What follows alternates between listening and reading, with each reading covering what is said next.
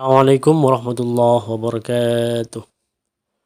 Alhamdulillahi rabbil alamin wassalatu wassalamu ala asyrafil anbiya wal mursalin wa ala alihi wa sahbihi ajma'in. Alhamdulillah anak-anak, kita berjumpa lagi di video kali ini.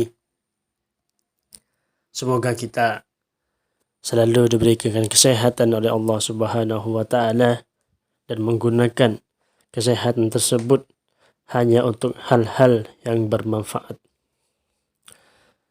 Oke, di pertemuan kali ini kita akan membahas tata cara sholat jamak dan qashar. Yang pertama, tata cara sholat jamak takdim. Jadi ada jamak takdim dan juga ada jamak takhir. Setiap umat Islam diperbolehkan melaksanakan sholat dengan jamak dan qashar sesuai ketentuan dalam syariat Islam. Oleh karena itu, setiap muslim harus mengetahui cara melaksanakan sholat jamak dan qashar dengan benar. Rasulullah Shallallahu Alaihi Wasallam telah memberi tuntunan kepada umat Islam cara melaksanakan sholat jamak dan qashar. Dan umat Islam harus wajib meneladani cara Rasulullah Shallallahu Alaihi Wasallam agar sholat jamak dan qashar yang dilakukan sah. Oke. Pertama kita akan bahas tata cara sholat jamak takdim. Jadi kita di sini ambil contoh sholat duhur dan sholat asar. Cara yang pertama ialah berniat melaksanakan sholat jamak takdim duhur dengan asar. Yang kedua, melaksanakan sholat zuhur 4 rakaat. Yang ketiga, setelah salam langsung berdiri dan iqamah. Musalli atau orang yang sholat berniat melaksanakan sholat asar di jamak takdim dengan sholat zuhur. Yang keempat, melaksanakan sholat asar 4 rakaat. Jadi caranya ialah yang pertama kita harus berniat dulu untuk melaksanakan sholat jamak takdim. Setelah itu langsung kita sholat zuhur. Dan setelah itu dari salam, sholat duhur selesai, kita langsung berdiri, iqamah, dan berniat melaksanakan sholat jamak takdim asar di jamak dengan sholat duhur. Yang terakhir yang melaksanakan sholat asar 4 rakaat. Untuk niat, contohnya berikut. Sholli fardhu dhuhri 4 rakaatin majmu'an bil asri jam'a taqdimin ma'muman. Ketika kalau jadi makmum, kalau jadi imam makmuman lillahi ta'ala. Saya melakukan sholat fardhu zuhur sebanyak 4 rakaat dikumpulkan dengan sholat asar dengan jamak takdim. Menjadi makmum atau imam karena Allah Ta'ala. Ini berikut contoh niatnya. Jika sudah, ini contoh niat sholat zuhur, jika sholat asar tinggal diganti saja. Seperti ini. Sholli fardhul, jika asar, sholli fardhul asri 4 rakaatin majmu'an bizuhri jam'a taqdimin ma'muman lillahi ta'ala. Yang kedua, tata cara sholat jamak takhir. Ini sholat jamak takdim sudah kita bahas, sekarang kita jamak takhir. Cara yang pertama ialah berniat melaksanakan zuhur dan asar dengan jamak takhir pada waktu duhur.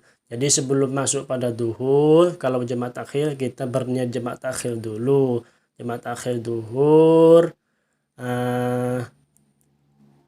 dan asar di waktu sholat zuhur. Yang kedua, berniat melaksanakan sholat zuhur jamak takhir dengan sholat asar saat takbiratul ihram. Jadi harus berniat. Yang ketiga, melaksanakan sholat zuhur 4 rakaat. Yang keempat, setelah salam sholat zuhur selesai langsung berdiri mengumandangkan iqamah terus berniat melaksanakan sholat asar. Yang kelima, melaksanakan sholat asar 4 rakaat. Jadi cara-caranya sama, hanya nambah sebelum kalau jamak takhir berniat untuk jamak takhir di waktu sholat duhur. Itu kalau itu sholat duhur. Kalau itu sholat maghrib dengan isya, kita niatnya di waktu maghrib. Jamak takhir itu. Niatnya usolli fardhu dhuhri 4 rakaatin majmu'an bil asri jam'a ta'khirin lillahi ta'ala. Artinya saya niat sholat fardhu zuhur 4 rakaat di jamak bersama asar dengan jamak takhir karena Allah Ta'ala. Ini contoh niatnya. Kita ambil contoh di sini sholat duhur. Jika sholat maghrib tinggal diganti saja sholatnya. Kalau maghrib, sholli fardal maghribi thalasa raka'atin majmu'an bil isya'i jam'a ta'khirin lillahi ta'ala. Yang ketiga, tata cara sholat jamak takdim dan dikosor. Tadi jamak takdim dan jamak takhir itu tidak dikosor, sekarang jamak takdim dan jamak takhir yang dikosor. Cara yang pertama, kita di sini juga ambil contoh sholat duhur. Berniat melaksanakan sholat duhur dengan jamak takdim, qasar saat takbiratul ihram. Yang kedua, melaksanakan sholat duhur 2 rakaat, 3 setelah salam, berdiri mengumandangkan iqamah dan berniat melaksanakan sholat asar. Yang keempat, melaksanakan sholat asar 2 rakaat. Dikosor itu artinya dikurangi. Yang awalnya sholat 4 rakaat, ketika dikosor menjadi 2 rakaat. Niatnya, usolli fardhu dhuhri rakataini majmu'an bil asri jam'a ta'dimin qasran lillahi ta'ala. Artinya saya niat sholat fardhu zuhur 2 rakaat di jamak takdim dengan asar sambil dikosor karena Allah Ta'ala. Yang keempat, tata cara sholat jamak takhir dan dikosor. Kita di sini juga ambil contoh sholat duhur. Cara yang pertama, berniat melaksanakan sholat duhur dan asar dengan jamak takhir pada waktu duhur. Jadi harus berniat dulu di waktu duhur. Kalau itu yang mau di jamak takhir sholat maghrib, jamak takhir di waktu isya, maka kita harus berniat jamak takhir dulu di waktu maghrib. Gitu. Yang kedua, berniat melaksanakan sholat duhur dengan jamak takhir qasar pada saat takbiratul ihram. Yang ketiga, melaksanakan sholat zuhur 2 rakaat. Yang keempat, setelah salam langsung berdiri mengumandangkan iqamah, terus berniat melaksanakan sholat asar di jamak takhir qasar.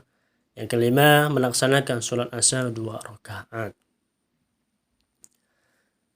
Contoh niatnya, usolli fardhu dhuhri rak'ataini majmu'an bil asri jamak ta'khirin qasran lillahi ta'ala. Ini niat sholat duhur dikosor. Kalau asar, usolli fardhal asri rak'ataini majmu'an bil dhuhri jam'a ta'khirin qasran lillahi ta'ala.